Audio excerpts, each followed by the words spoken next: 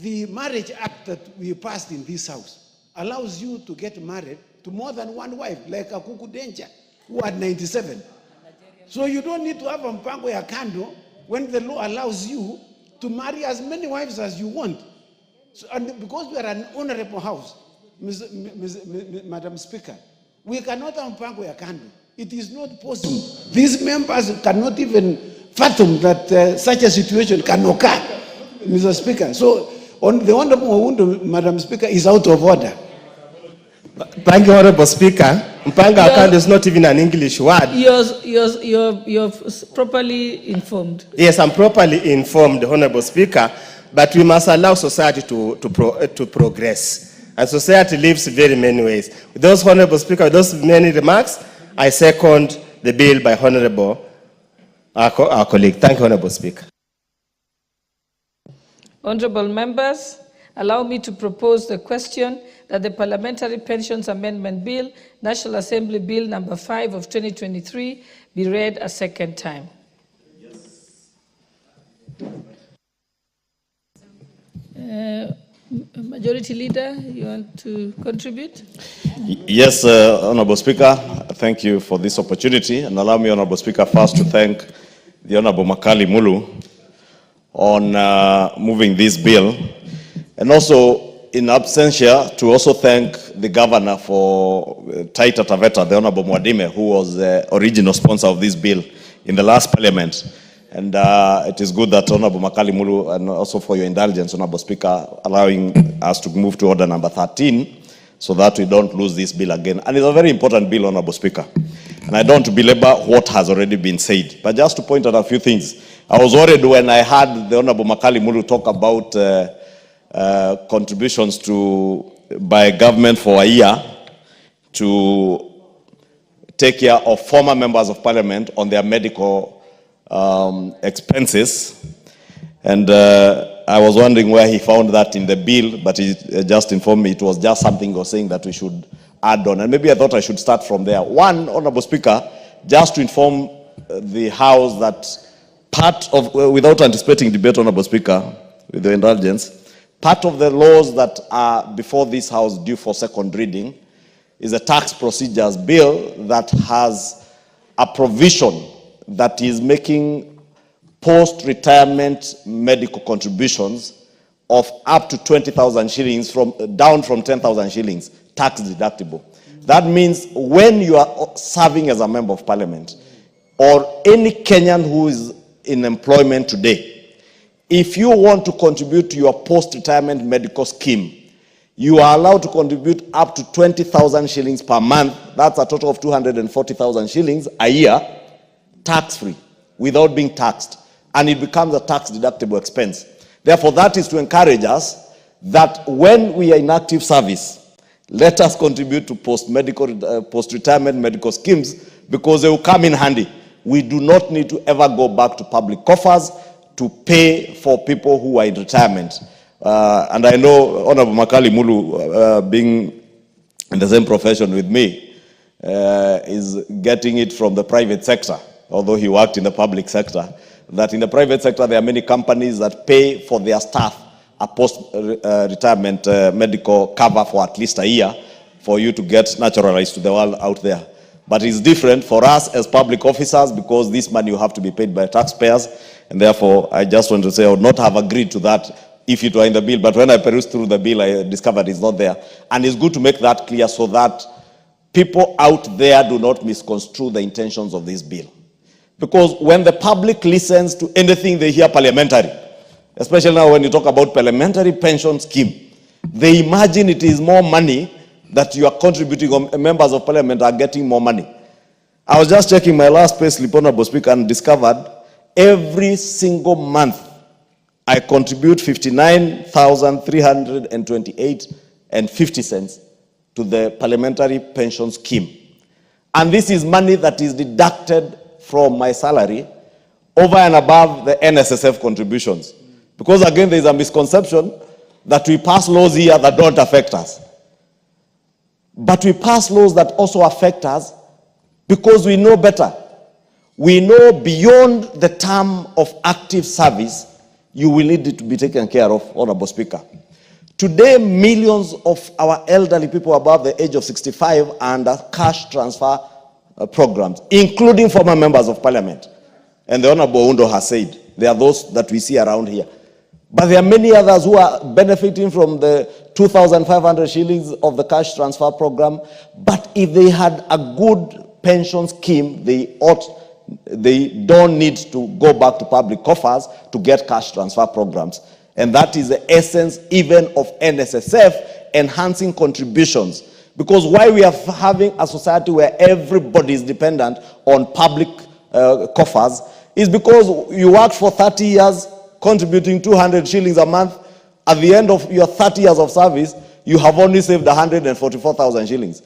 If you are given that money at the end of your term, active service, at the age of 60 or 55, within a few months, 144,000, you have wiped it out, or you are getting pension of about 2,000-3,000 shillings that cannot even take care of your medical expenses. Therefore, just for the record, Honorable Speaker, that this bill is coming at a very good time. And two, to tell the public, especially our fourth estate, because you will see that what they will report tomorrow in newspapers, and MPs increase their pensions, MPs increase their pay. This is money we are contributing from what we are already being paid. Two, Honorable Speaker, this bill aligns, as the mover said, with the 2010 Constitution, especially in roping in the Senate, those issues you've heard about widows and widowers. I don't know whether it is the law that never envisaged that there will be widowers, or never envisaged members of parliament being female. I don't know whether it also envisaged whether there will be members of parliament who will be single ladies who are not married, or who have divorced or separated from their husbands. And it's also good to encourage them, such men and women who have divorced or separated from their husbands, to designate somebody. And I am not naming names, but I am sure there is somebody who is listening to me. You can designate even a colleague to take care of your children when you are not there. But also to encourage all of us to continue contributing. Honorable Speaker, the mover also did touch on the question of this making the pension, our pension scheme, elective after you serve your first term. And it's good for those of us who are serving our first term to know, you get your gratuity at the end of 5 years. If you do not make it to come back for a second term, that is all you get, and you don't benefit from a pension. If you ever come back, as a mover said, you can elect to contribute the gratuity that you are paid back and continue saving for your pension, so that after your second term, you continue to benefit from pension. This gratuity is very enticing, Honorable Speaker, but those who have left this house will tell you, within a few months, because you choose to continue living the way you are living as a member of parliament, within a few weeks, it is gone. And those members are left very desolate. Now we have an opportunity, and I would encourage even those who lose elections, please don't take up your gratuity if you intend to come back. Keep it with the pension scheme. And I liked something that the Honorable Konga has shared with me here, that probably, and I would encourage the move of this motion, this bill, we need to move this pension, the parliamentary pension scheme, we move an amendment to keep it in parliament, so that the administration of the parliamentary pension scheme is administered in parliament by the Parliamentary Service Commission. And Honorable Chepkonga is a former commissioner of the Parliamentary Service Commission. He can guide, and I would encourage him to bring amendments to make sure that this pension scheme is administered by the Parliamentary Service Commission, because they will relate better to the struggles and the needs of members of parliament than those in the National Treasury. When you live and you are old and elderly, you find your children now are the ones in the National Treasury. Honorable Kwenya, they will not care who you are. Some will be your grandchildren. They will just be asking this old mzee, and they don't know how much you struggled to improve the lot of the people of Kinangop and Kenyans at large, including them. But members of parliament who will be in this house, serving in the Parliamentary Service Commission, will be able to relate better with the struggles of a member of parliament. I therefore encourage the Honorable Chepkonga to liaise with the Honorable Makali Mulu to have the administration of this pension being administered by the Parliamentary Service Commission, not the executive in the National Treasury. Because you will see the kind of distaste that even those in the executive have for former members of parliament. And those who pursue their pensions with the National Treasury will bear me witness as those who are former members of parliament. Last, Honorable Speaker, for young parliamentarians, increasingly, both in this house and in the other house in the Senate, younger members of parliament are being elected. The Honorable Toto, I think, was elected at 20-something, 24. Meaning even if she served for 3 terms, she will still be below 45 years. But she would be eligible to pension, and after 3 terms, she would have to wait for another 6 years to access her pension. Now, we are creating a provision where the Honorable Toto, after serving her 3 terms, can still access her pension below the age of 45, Honorable Speaker, which is a good thing because, as Honorable Makali Mulu said, you may fall ill or something may happen. You may even be faced with an accident that incapacitates you, and you are not able to work, but you have pension that is being kept somewhere by an administrator of a pension scheme, and you cannot access it until you get to the age of 45. You may even die before getting to 45, and you leave your money being enjoyed by others, Honorable Speaker. And it's good, Honorable Speaker, to remind all of us, in conclusion, Honorable Speaker, and I know many members of parliament are usually threatened by, especially around this time, you'll be told, and allow me to say it in Swahili, utatupata 2027. Utaenda nyumbani 2027. Yet you go home every day. I don't know if there's a member of parliament who doesn't go home every day. You go home every day. So nobody should threaten you that you will go home, because you go to your home. The question you should ask yourself when you are here, the day you are not serving as a member of parliament, how shall things be for you? So that you don't feel threatened by anybody, threatening you that you will go home. You will go home and continue living your life as you lived when you are a member of parliament. Take care of yourselves, take care of your pension, contribute even to NSSF if you can contribute more. You can elect to contribute more, because that is what will take care of you when you are home and you are not working. Because inevitably, you are growing old. A time will come when you even choose to retire. You don't have to be to go home because somebody threatened you or somebody decided you are no longer useful. You could also choose to retire. And when you choose, it is what you contributed to your pension that will take care of you, Honorable Speaker, beyond your active life. With those many remarks, Honorable Speaker, I beg to support this bill, but to point out, for purposes of the media and those who propagate lies against this house, the parliamentary pension scheme is a contributory pension scheme where members of parliament contribute their money from their salaries.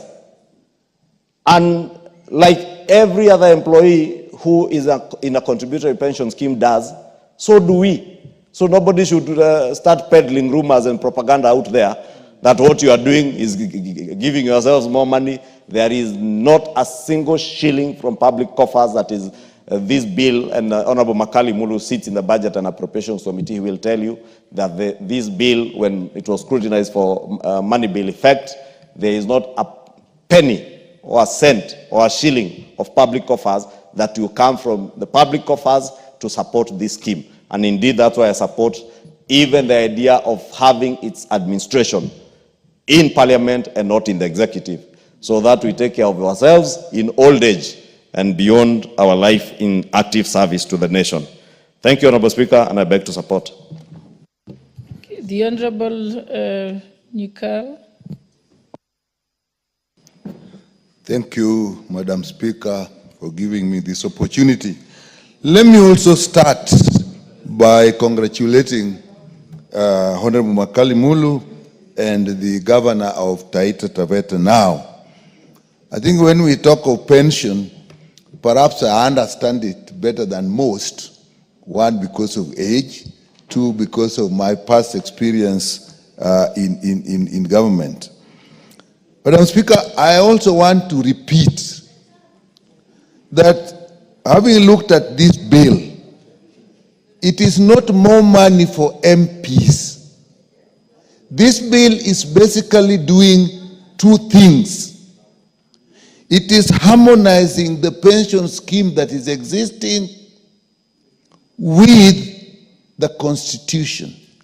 That's actually the basic thing. And also linking it with the social protection policy of this government. And that is all. There's no more money that will come from anywhere in this. Madam Speakers have said, this bill is actually basically about the Constitution. One, our current Constitution as the Bill of Rights. And a big part of the Bills of Rights is actually social protection. And the whole world, no country can grow and develop if it does not have a strong social protection program. And it is not only members of man, all vulnerable people need social protection. And all people who retire need social protection. Members of Parliament are actually a particular group. Madam Speaker, I've taken time to look at the lives of members of Parliament, politicians in general, at the time when they get in and at the time when they get out. Over 90% of them are socioeconomically worse off when they are leaving Parliament, when they have left Parliament, than when they came in. Madam Speaker, the process of getting in Parliament itself is expensive. But even more expensive is actually the process of maintaining that seat. The social responsibilities that goes with it, we all know it. The Harambes, the funerals, all the social responsibility. Madam Speaker, there is no person who is actually wealthy enough, if they go into Parliament, who cannot at the end of it actually be poor. Extremely rich, wealthy people have been in politics, and when they end, they are actually poor. We look at our colleagues who have been there and have retired, and Madam Speaker, most of them, over 90%, are not doing well. And these are people who are either professionals, be very serious and successful business people, or they were people in academics or in government who are doing well. What is it that makes them actually be unable to manage themselves after they leave this? It is the process of leadership as it is in the country today. So this bill actually aligns our pension scheme with the Constitution so that members of Parliament get the protection that is required. In social protection, I was in the ministry dealing with social protection. All people, I have just been informed that when we decided on 2,500, actually it was 2,000, on Honorable Mbadi in one, when he was still here, actually made amendments to push it up to 2,500. We complained because we didn't have money. But today I'm told even members of Parliament are benefiting, which means I'm likely to benefit. So that social protection in our Bill of Rights, Chapter 4, is key in what is happening here. Madam Speaker, the other element is actually, in our Constitution, we have created a bicameral system which has two houses of Parliament, the Senate and the National Assembly. And what this bill does, Madam Speaker, is actually take care of that. One, in definitions. Two, in nomenclature. So that when you say Parliament, it must be sure you mean both the National Assembly and the Senate, which was not there before. So the old act didn't take care of that. And therefore, that is important. And when you go into the structures, all the structures, in terms of membership of all the structures, did not also take care of the fact that there are 2 houses of parliament. So what this bill does is to take that into consideration, and so that membership can then include both houses of parliament. Those are the basic issues in this bill. And therefore, the definitions are now important. When you say parliament, now we know we mean 2. When you say child, that I think has been talked about. When you talk of gratuity, loss of gratuity for pension, for victory after the first term, all those are actually, when you come of age, when you come of gender, Madam Speaker, all these are now just definitions that are arising from that. But when you come to gender, Madam Speaker, I think it was definitely a discrimination, actually not just against men, but against women as well. Because if the spouses of men are benefiting, why should the spouses of women benefit? I have had the opportunity to work at a time when at a district, when my wife was a district head and I was just a pediatrician, and so I was known as the husband of. Now, I also decided every time I must benefit. If spouses are going somewhere, I must go. So that was discriminatory. And then if you look at the issue of widows and widowers, again, that is discrimination. Why would it be that the spouses of members of parliament who are ladies, if they die, their spouses are not supported? Unfortunately, the truth is, men tend to die earlier than women in many cases. Even if you look at the Bible, there is a lot of support for widows. You don't read much about widowers in the Bible. But I think we now know better, and we should take care of that. So if you look at then the clauses, they actually take care of that. Death gratuity takes care of that, of the family, of all members, whether male or female. When you look at structures, clause 14 to clause 16, the pension committee, the membership must therefore change, because now we have 2 houses of parliament. So if the speaker is one side, the other speaker of the 2 houses must be there. So again, it is just structure. If you look at tribunal, again, the tribunal must take into consideration that there are 2 houses of parliament, so that the membership is also the same. I thank you. You know, I have a lot of respect. I rise pursuant to Standing Order number 97, as read together with Standing Order 87. Madam Speaker, I respect the Honorable Nyikal, but seeing the interest in this bill, it affects all of us. If you see, everybody has locked in. If we were to take 10 minutes each, we will not be reached, Madam Speaker. And the reason why we have all come here is so that we can contribute and we can say something. Would I be in order, Madam Speaker, to request you to reduce our contribution time from 10 minutes to 5 minutes, so that each one of us can have an opportunity to say something with regard to this bill that affects all of us? I thank you, Madam Speaker. In fact, I'll be proposing probably 3 minutes. After? Yes. Okay. 5 minutes. Okay. Well, I'll also end a few minutes earlier in recognition of what my colleagues are saying. But Madam Speaker, I was just saying that it is just structures. Even if you look at the audit, it is the issue of structures. The last thing I'm saying is actually about the medical insurance scheme. This post-retirement process, actually, we must take it very seriously, because medical insurance, actually, if you go after 65, you can't get into a new medical insurance. So if we now start at this point, particularly we can link it with the current insurance, and so that post-retirement insurance for members of parliament are linked to this one. Together with that contribution, it may go a long way in helping us after we retire. With that, Madam Speaker, I support. Thank you. The Honorable Member for Gilgil, Martha Wangari.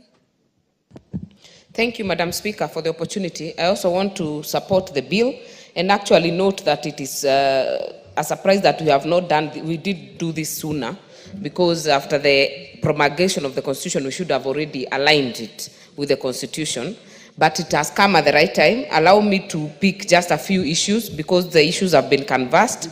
Number one, to the mover, there is an issue you have spoken about, retirement on medical grounds. I would like to confirm that it also includes people living with disabilities, those who join with disabilities, and also those who get disabled when they are serving. I say that because if you remember Honorable Denita Gati, the former Migori women rep, we joined with her in 11th Parliament. She was well, but in 12th Parliament, she was a PWD.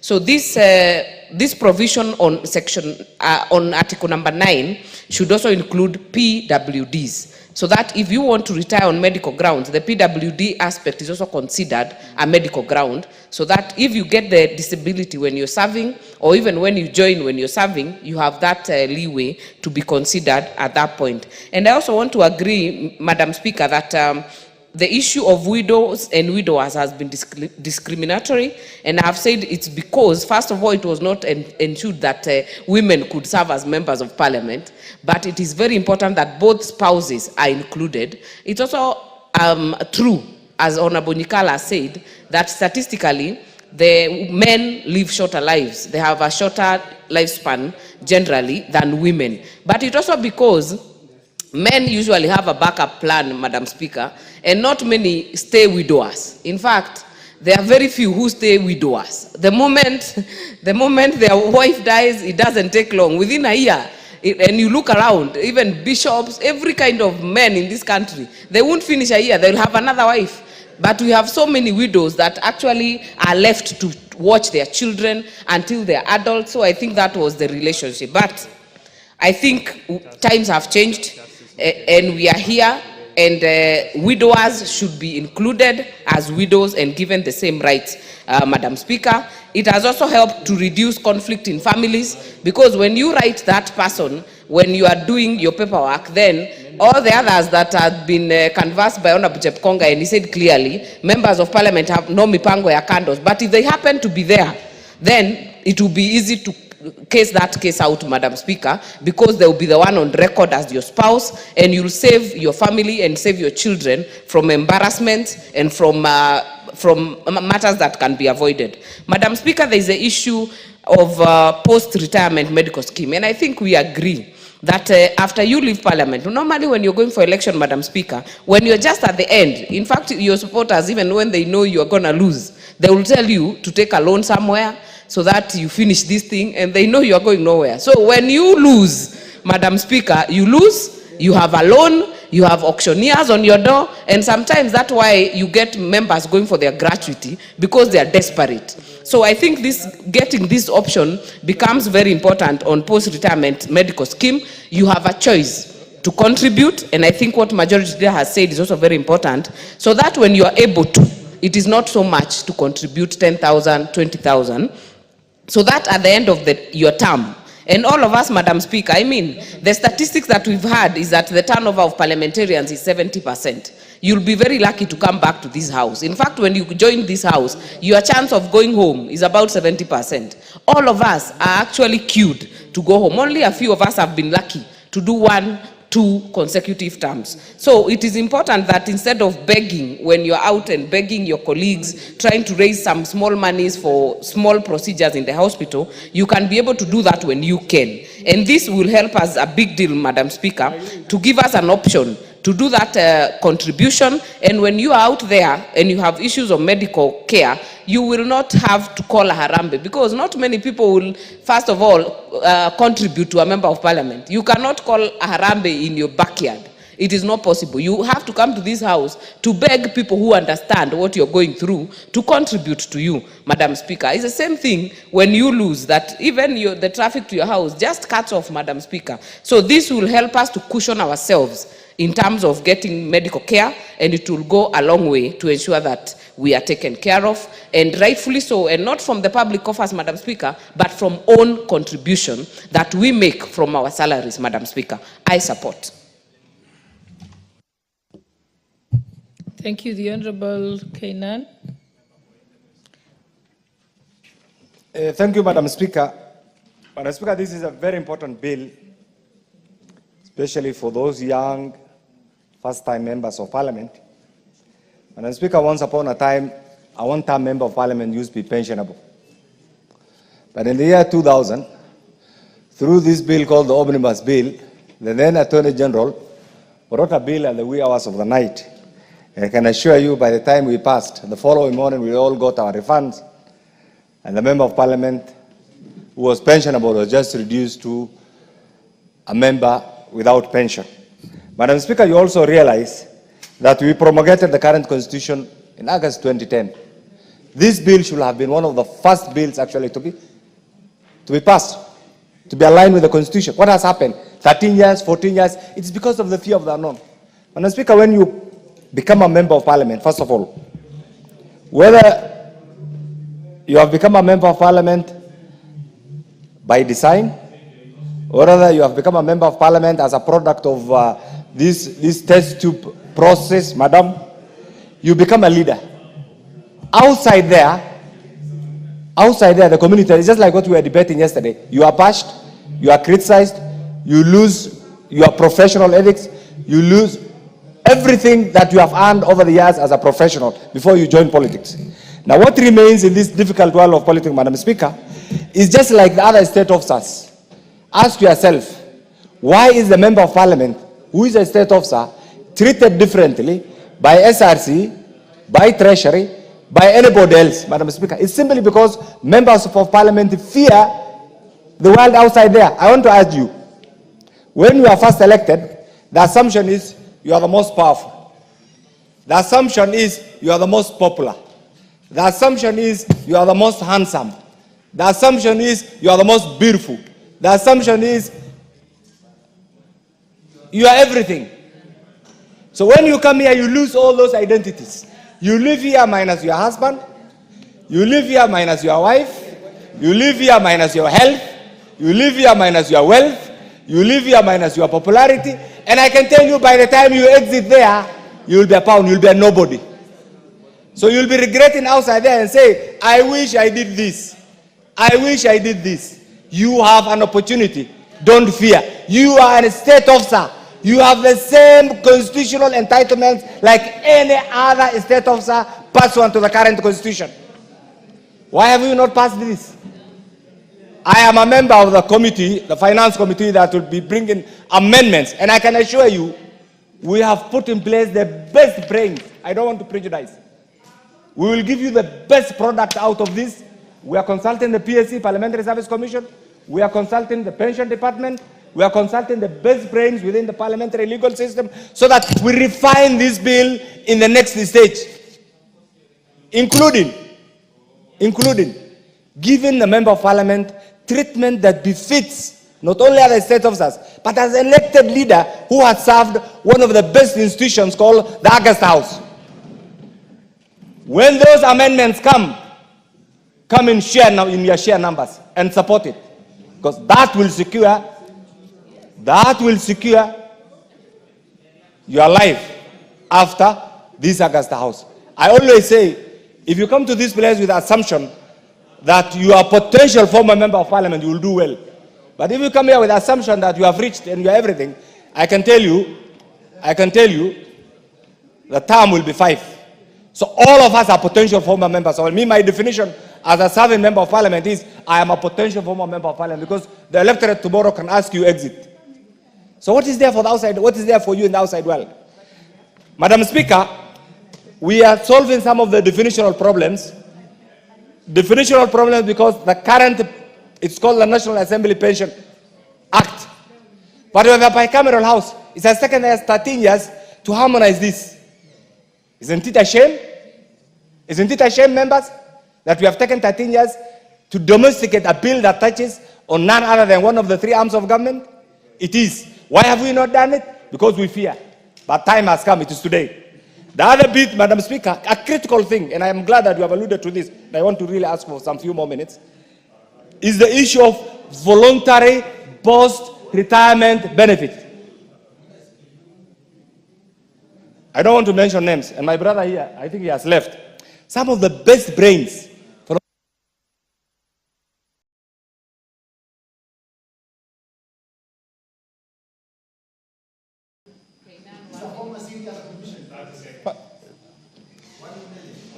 Thank you. By the time they left, Madam Speaker, the academic world outside there was not willing to accept them. They have lost the flair, the popularity to be a member of parliament. What has happened? A number of them are living in abject poverty in Kibera and many other places, Madam Speaker. We need to cure that so that the member of parliament does not only enjoy respect when you are serving member of parliament, but when you exit, you continue with the same respect. That is why this voluntary post-retirement benefit is so critical to the life and the well-being. And I like the way you have put it when you are contributing to the life and the well-being of not only the member of parliament, but to the family of the member of parliament, Madam Speaker. Madam Speaker, that's a critical component in this particular bill. Madam Speaker, the other bill that we have cured, that we'll be attempting to cure, you have served one term. By the grace of God, your conscience or our conscience have asked you to exit. What, you came back, what happens? That bit must also be cured. The other bit that will be cured through this bill is you have served 2 terms, you exited, you have gone with your pension, and then you are back for the 3rd term. What happens? That lacuna will also be cured, this, so that there is either continuity or the benefit is defined. Madam Speaker, in conclusion, what I want to say is this. This bill will also be aligned with Article 127 of the Constitution, which forms the Parliamentary Service Commission, because the Parliamentary Service Commission is our trade union. So in conclusion, support this, and I can assure you, you will join the league of the other state officers. Thank you, Madam Speaker. Thank you. Member for Endebess. Thank you, Madam Speaker. Allow me to support this bill by the Honorable Makali Mulu, and also to thank the former member, the current governor for Taita Taveta, for having been the initiator of this bill, and Honorable Makali for making sure that we don't lose this bill. This is an important bill, Madam Speaker, and as you are aware, this House also passed the Parliamentary Service Commission Amendment Bill, in which one of the recommendations was that on mothers' health, we should be able to have members who are either former members of the National Assembly or the Senate having a medical cover. And this can only be actualized through ensuring that when members leave this House, they can also join the group medical cover through individual contribution, and we can be able to determine that how much each member is able to pay so that he can be able to access medical cover outside there. On the same breath, Honorable Speaker, I also want to encourage members in this House that we have a gym facility in level 24. Please utilize it for your health. It also helps you to keep physically fit and avoid going to the hospital. So, and there are other facilities which are accessible within that place. Yes, a doctor's advice. You can also access reflexology there. You can access massage. There is also steam and other services. So these are all health benefits while you are here. And Honorable Speaker, looking at the bill, especially in issues to do with how pension management will be, it is stating that we shall contribute to the consolidated fund. I think now that we are thinking about bringing amendments, that section about contribution to the consolidated fund, when we go to the committee of the whole House, should be amended so that we can contribute to the pension scheme of the nation, of Parliament, so that we have a scheme that can be controlled within Parliament. Because when you people have retired and they go to, and it is being managed at Treasury, they are being tossed from one office to another. And it's actually very sad, very disheartening. Because when you look at people who have retired, and they are following their pension, many of them come to us as honorable members to assist them. It's because they are feeling frustrated. It takes a long time for somebody to access his pension instead of being an automatic. I think with now that all the ministries are going to be digitized, it should be automatic transition, so that when somebody retires or does not get another term for parliament and is qualified to access pension, that pension should be automatic. You have no business following from one office to another, and then you are being told that your file is in this office, your file has not been seen, it is disappeared, until you cough some money so that your file can be found. I think it's a shame and embarrassing, and it's a fraud and corruption that should be done away with. As we fight against corruption, there are little corruptions, which looks like the way you are driving in a road and you find even a matatu which has no problem. The policeman needs to be given a kickback. So these kickbacks at the National Treasury for our retirees should be able to stop. And for us to make it more easier is for us to make sure that, because parliamentary staff, their pension is being managed in parliament through parliamentary scheme. Why should the honorable members go to Treasury for their pension? I think these are important amendments that as a committee, when we go to the committee of the whole house, we should be able to do it. With those few remarks, Honorable Speaker, I support. Honorable Kangogo.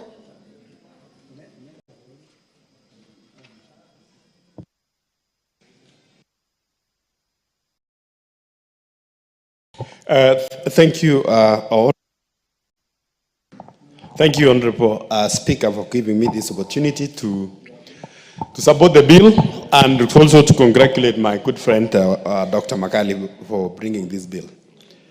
Madam Speaker, many of our former colleagues who are in this house before us, many of them, they are languishing out there, and they cannot even afford to go to hospital or afford a small medical cover. Madam Speaker, I want to thank the Honorable Makali Molo and the former MP for Mwatate, the current governor of Taita, because he initiated this bill.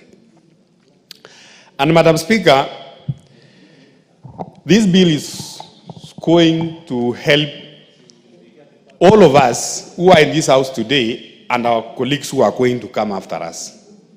Madam Speaker, we have seen many of our former members, they sometimes come here to see us, the current members of parliament, to help them in medical schemes here and there. And I'm happy that also part of this bill is to clean the current pension act and also to align it with the constitution. Madam Speaker, many a times, as such a bill, you will find that it is reported outside there. And this is something we need to caution the media and the people out there. Because sometimes a bill which touches members of parliament, you will find that the headline is tomorrow is members of parliament, they want to increase themselves billions of money in terms of pensions. We want to make it very clear, Madam Speaker, that the pension scheme and the pension act we are doing today, it is a contributory scheme from our own salaries, from our own payments. What we are only saying is that this scheme to be ministered or to be administered here by Parliamentary Service Commission. Because currently, as we contribute, it goes to the consolidated account or the consolidated fund. So it is not different, and there is no additional money that, you know, the Exchequer or the Treasury is going to add to Parliament. So that is number one. Number two, Honorable Speaker, members of Parliament, our work is completely different and unique from other civil servants. You will find that a member of Parliament, as young as we have some members who are here, you are serving after 5-year term or 2 terms. Those who are at their 20s now or at their 30s, even they are going to serve for 2 terms, they will be at 40 or 30 something. And now, if they cannot be re-elected again, Madam Speaker, this bill is going to heal the situation where a member who has served 2 terms and retire at 35 or at 40 is supposed to wait up to 60 years. And that member served very well in this house. When you retire at 40, you should be able to access your pension and move on with life. So, Madam Speaker, I really want to support this and ask our colleagues that let's support this bill. Madam Speaker, also, as I wind up, we need also to look into, which is not part of this bill, we have members of parliament here who have served 5 years, 5 terms, 4 terms, 3 terms. Madam Speaker, it should be, even the Parliamentary Service Commissioners, they should look into that issue, because you cannot have a member of parliament who have served 5 years, coming even the 6th term, and then is paid almost the same as member of parliament who has just come in the other day. You know, international labor laws, salaries are always upward trajectory. It should be, Madam Speaker, that me and you who came 2013, our salary should be a bit higher by a certain percentage than those who are serving the first term. So that now, if you check at the mainstream civil service, every year they are getting some increment. Members of parliament who have served 5 terms should have, their salaries should be more than those of us who are serving the 2nd term or the 1st term. With those many remarks, Madam Speaker, I want to support.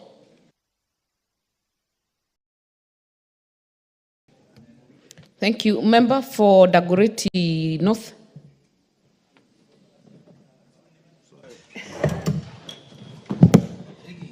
Thank you, Madam Speaker, for giving me this opportunity, Madam Speaker, to support this bill.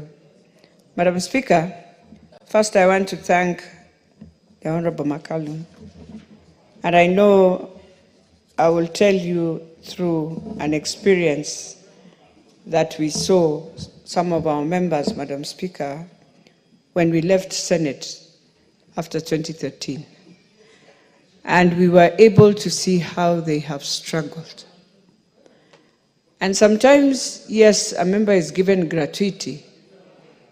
But if we had this scheme, maybe the member would have been asked, do you need the gratuity, or do we put it into your scheme and you continue contributing even when you are outside there, especially on a health scheme? Madam Speaker, we have our former colleagues who had created a team, and that team was supporting each other to ensure they have paid money to NHIF for their medical health. And I will tell you today, now that NHIF has gone, I know our fellow members are now back to struggle on matters health. And so while we support this parliamentary pensions bill, one of the things we need to be asking ourselves that is very critical is that we have to. What is out of order, Honorable Makau? Thank you.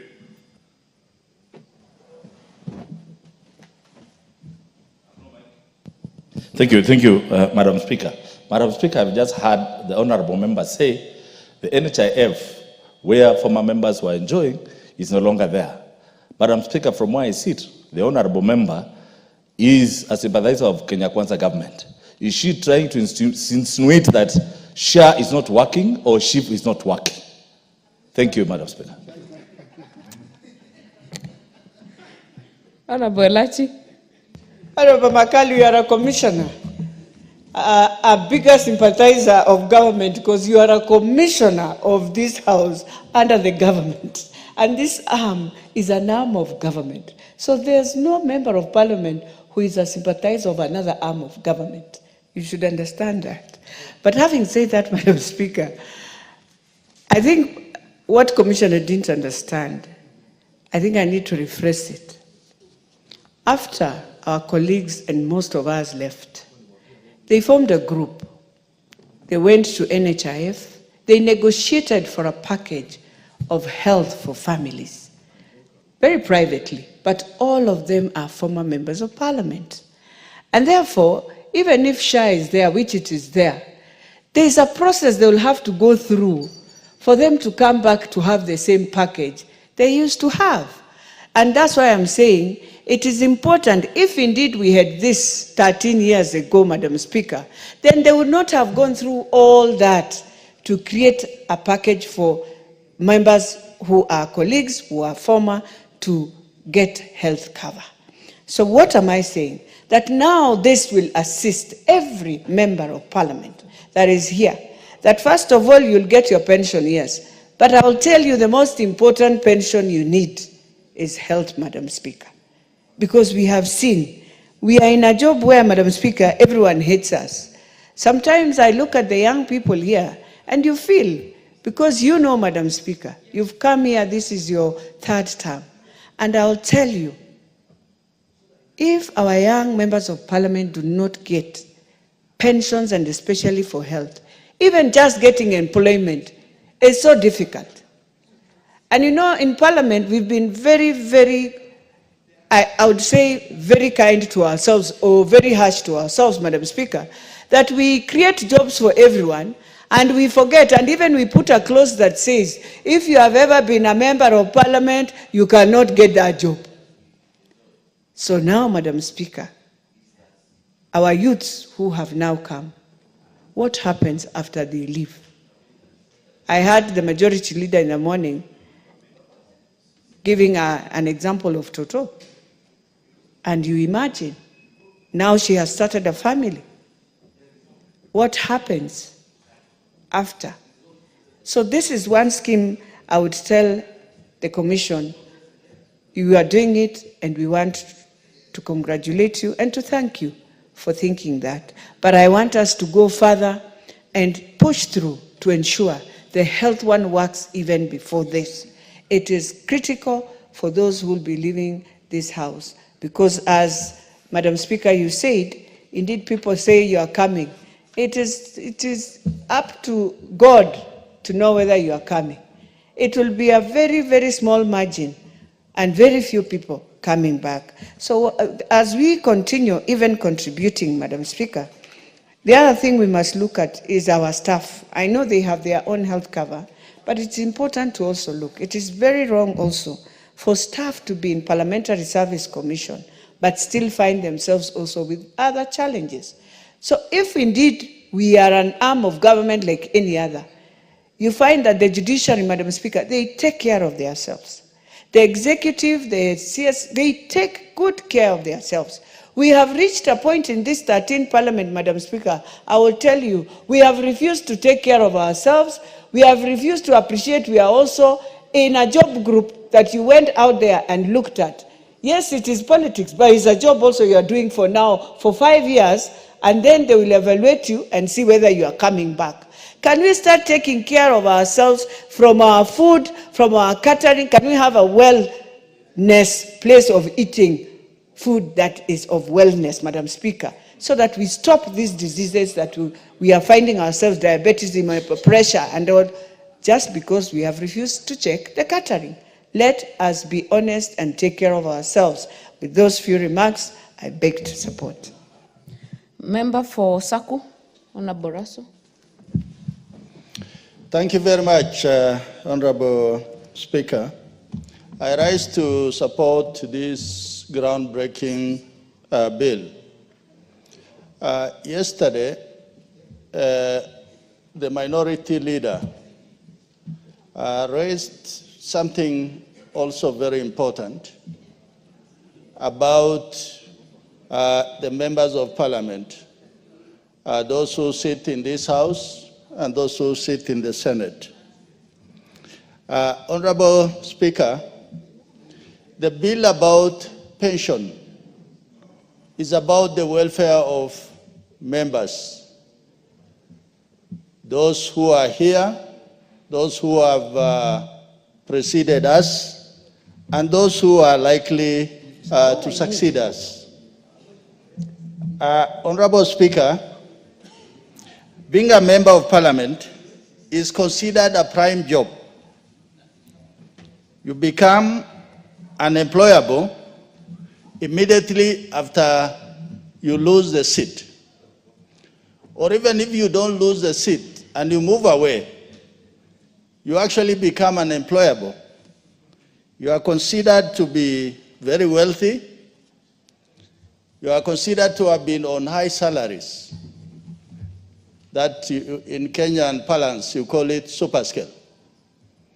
So for that reason, you are not an ordinary citizen. And that is where all members who pass through this house must understand whether you are a fresh man or woman, or whether you are a 3-term or a 4-term member. Madam Speaker, pension or pensioners, as you retire or you lose a seat, your income is reduced. Your friends also are reduced. When we are in this house, we have very many friends that your phone is jammed. But as soon as you lose the seat, actually nobody bothers to even greet you on the street, because people know that maybe you have a bank loan, you want to ask for assistance. Even lawyers, as you approach them, because your mortgage has run out, you want the firm of lawyers that normally call you, if you approach them, they are very reluctant to even take your call, let alone assisting you pro bono, because you used to sit in this house. Madam Speaker, they say health is wealth. I think the 4 bills that we have passed in this house about the universal health care, the SHA and the SHE. One thing we as a house, we must stand on our feet to make sure that Kenya has a good health system.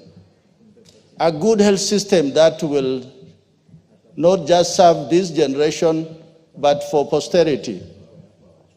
Today, what is making the life of Kenyans as we go around, it's not really food. People will complain about a lot of things. But the most expensive thing is healthcare.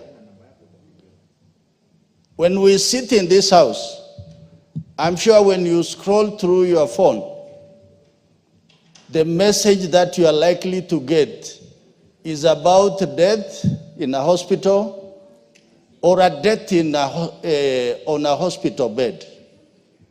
And that is how important or significant it is. No one will raise funds for a former member of parliament. That is what we must understand. And that is why this bill is really important. Finally, and most importantly, Madam Speaker, is housing of the pension scheme under the Parliamentary Service Commission. They say East-West home is best. The members who leave this house, their best house of call, or the first house of call, will be the Parliamentary Service Commission if they are really in trouble and they need help from Parliament or from their colleagues. So for that reason, Very well said. Member for Moyale. Are you on this one? No. Honorable Sigei.